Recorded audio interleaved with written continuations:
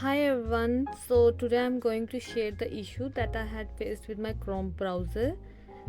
So, whenever I was trying to save the image, it was just redirecting to the settings of my system, as you can see now. So, to fix it, you just need to go to the properties of the Chrome and then click on the compatibility and run the compatibility troubleshooter.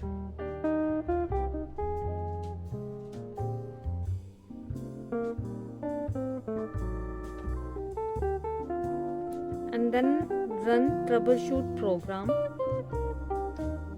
and then click on the program require additional permissions and click next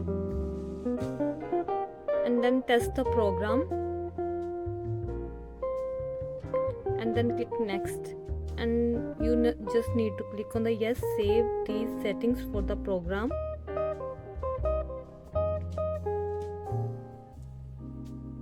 then click on the yes and close the program. Now you can see the problem has been fixed.